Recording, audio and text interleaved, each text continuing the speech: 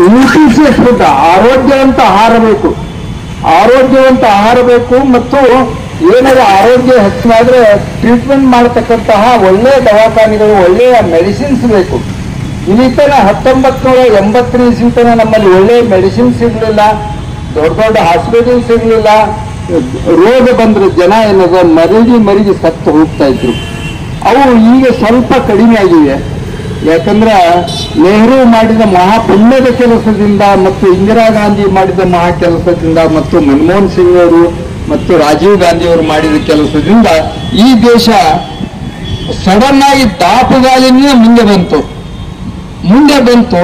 ಆದರೆ ಜನಸಂಖ್ಯೆ ಅಷ್ಟೇ ಪ್ರಮಾಣದ ಹೆಚ್ಚಾಯಿತು. ನಮ್ಮಲ್ಲಿ ಏಷ್ಯಾ ಖಂಡದಲ್ಲಿ ಫಸ್ಟ್ ಕುಟುಂಬ ಕಲ್ಯಾಣ ಯೋಜನೆ ಅನುಷ್ಠಾನಕ್ಕೆ ಬಂದಿದ್ದೇ ಭಾರತದೊಳಗೆ 1956ನೇ ಇಸ್ವಿ ಒಳಗೆ ಬಂದ ಸಲುವಾಗಿನೂ ಬಂದಿದ್ರು ಕೂಡ ಜನಸಂಖ್ಯೆ 150 ಕೋಟಿ ಸಮೀಪ ಬಂದಿದೆ. ಈಗ ಈ ಬಂದಂತ ಜನಸಂಖ್ಯೆಯನ್ನು ಸಲುಬೇಕಾಯ್ತಪ್ಪ ಅಂದ್ರೆ ರೇಷನ್ ಕೊಡ್ಬೇಕಾಯ್ತು.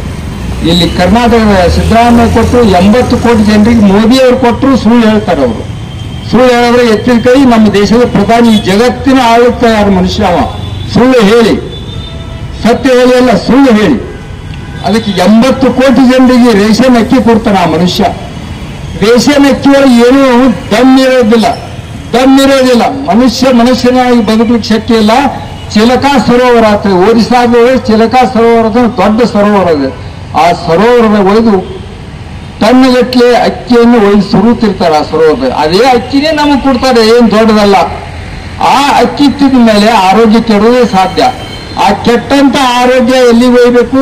BLDಗೆ ಎಲ್ಲೋ ಒಂದು ಖಾಸಗಿ ಆಸ್ಪತ್ರೆಗೆ ಒಯ್ಬೇಕು. ದೊಡ್ಡ ಪ್ರಮಾಣದಲ್ಲಿ ನಮ್ಮ ಮತ್ತೆ ಸಾಲ ಮಾಡ್ಕೋಬೇಕು. ಆ ಅಕ್ಕಿ ಪುಕ್ಕಟ್ಟು 5 ಕಿಲೋ ತಂದು ಬ್ಯಾಂಗರಿ ಆಗಲಿ 100 ಕಿಲೋದಕ್ಕೆ ನಾವೇನದ ಮೆಡಿಸಿನ್ಸ್ ಕೊಂಡು ತಗೊಳಕ್ ಹೋಗ್ಬೇಕು, ಪ್ರೈವೇಟ್ ಹಾಸ್ಪಿಟಲ್ಗೆ ಹೋಗ್ಬೇಕು. ಅಟ್ಲೀಸ್ಟ್ ಅದು ಇಷ್ಟೇ ಕಡಿಮೆ ಆಗಲಿ ಅಂತ ತಿಳಿದು ನಮ್ಮ ಪೂರ್ವಿಕರು, ನಮ್ಮ ಹಿಂದಿನ ಆಡಳಿತಗಾರರು, 80ನೇ ಇಸ್ವಿ ಮೊದಲೇ ಆಡಳಿತಗಾರರು ಅಲ್ಲಲ್ಲೊಂದು medical college, government medical college ಮಾಡಿದ್ರು. ಆ ಮೆಡಿಕಲ್ ಕಾಲೇಜ್ ಪುಣ್ಯದಿಂದ ಇಷ್ಟೇ ಬದುಕಿದ್ದೀವಿ.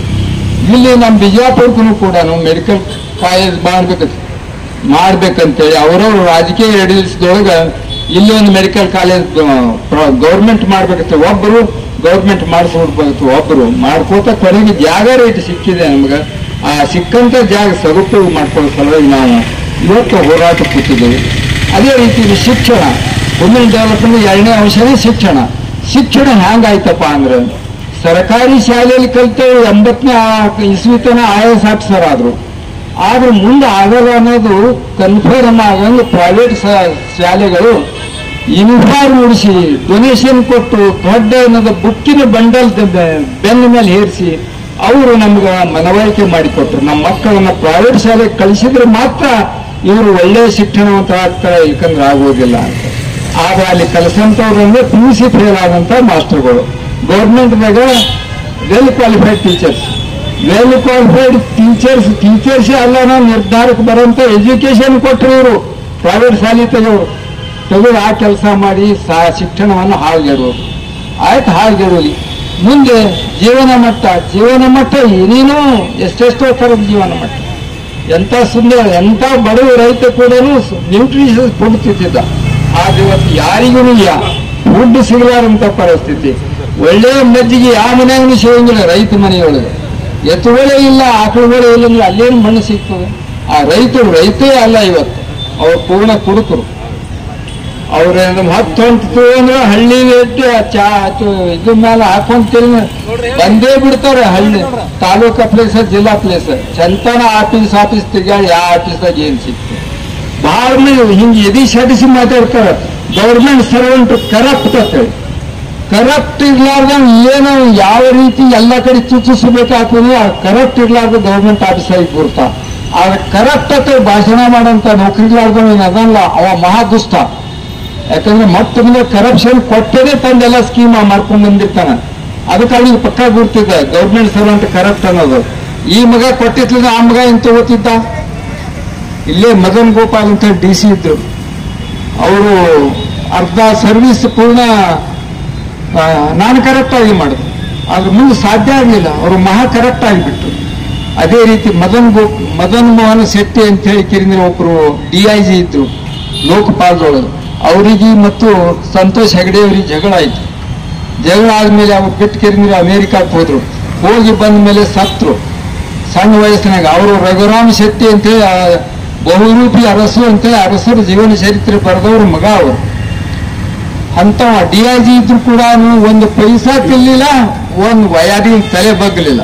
ಬಹಳ ಶಿಸ್ತಿನಿಂದ ನೌಕರಿ ಮಾಡಿ ಕೊನೆಗೆ ಒಂದು 5-6 ದಿವಸನಾಗ ಸತ್ತು ಹೋಗ್ಬಿಟ್ಟು.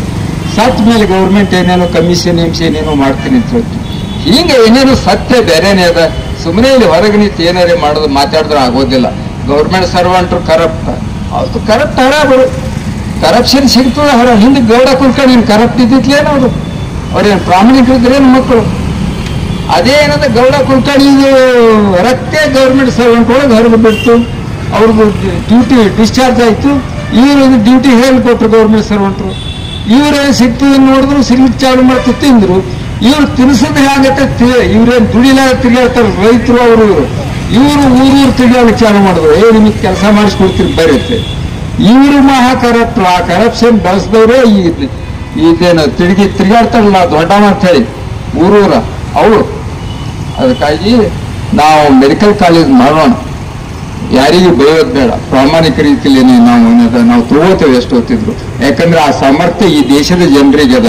1947 ಬಂದೂಕ ಮಿಲಿಟರಿ ಎಲ್ಲ ಜಗತ್ತೇ ಜಗತ್ತೇ ಆಳದವರು.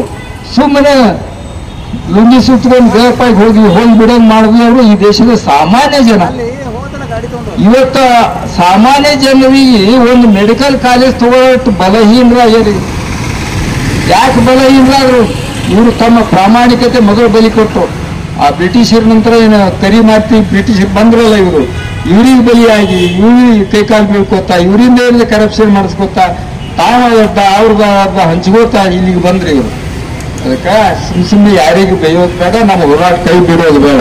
ಹ್ಯಾಂಗಪ್ಪ ಅಂದ್ರೆ ಈಗ ಹನುಮಂತನ ಭುಜ ಏನದಲ್ಲ ಇಷ್ಟು ಮಾಡಿ ಕೆರಿಂದ್ರೆ ಹೊಂಡವ್ ನಾವು ಬರ್ತಿರ್ಬೇಕು ಕೈ ತಟ್ಟಿ ನೋಡು ಅಂತ ಹೇಳೋದು. ಅದು ಏನ್ ಮಾಡ್ತಾನೋ ನೋಡೋಣ ಅಂತ. ಏನ್ ಬಹಳ ಜೀವ ಇತ್ತು. ಈಗ ನಮ್ಮಂತ ಜೀವ ಹೋದ್ರೆ ಆಗೋದೇನಿದೆ. ಸಣ್ಣವರು ಇವ್ರಲ್ಲ ರಜಪೂತ್ರ ಇರ್ತಾರೋ ಅವ್ರದ್ದು ಜೀವ ಹೋದ್ರೆ ಏನೋ ತ್ರಾಸು, ಈ ದೇಶಕ್ಕೆ ಹಾನಿ ಅದು. ನಮ್ದು ಹೋದ್ರೆ ಏನದು? ನಮ್ಮಂತವ್ರು ಎಷ್ಟು ಮಂದಿ ಕೊಲ್ಲಕ್ಕೆ ಸಾಧ್ಯ ಇವರು? ಇದೇ RSS ಮಹಾತ್ಮ ಗಾಂಧಿ ಮುದುಕ 80 ವರ್ಷ ಮುದುಕ ಈಗ ನುಗ್ಸೋದು ಬಿದ್ದು ಸಾಯ್ತಿತ್ತು. ಅದಕ್ಕೆ ಸುಮ್ಮನೆ ಮುಂದೆ ನೋಡ್ರಿ ದೊಡ್ಡ ಸುರು ಅನ್ನಿಸ್ಬೋದು ಕಳ್ಳ ಸೊಳೆ ಮಕ್ಕಳು. ಅದಕ್ಕಾಗಿ ಇಲ್ಲಿ ದೇಶದಾಗ ಬಹಳ ಮಜಾ ಅದ. ನಮ್ಮ ಮಕ್ಕಳಾಗಿ ಇರ್ತಾರೆ, ನಮ್ಮ ಮುಂದೆ ಇರ್ತಾರೆ, ನಮ್ಮ ಹಿಂದೆ ಇರ್ತಾರೆ, ಒಂದೊಂದು ಥರದ ನಾಟಕ ಇರ್ತಾರೆ. ಎಲ್ಲಾ ನಾಟಕಗಳನ್ನು ಮೆಟ್ಟಿ ನಿಂತು ಮೆಡಿಕಲ್ ಕಾಲೇಜ್ ಹೋಗುತ್ತೆ ಅಂತ ಹೇಳಿ ನನ್ನ 2 ಮಾತು ಮುಗಿಸ್ತೇನೆ. ನಮಸ್ತೆ. ಬೋಲೋ ಭಾರತ್ ಮಾತಾ ಕಿ.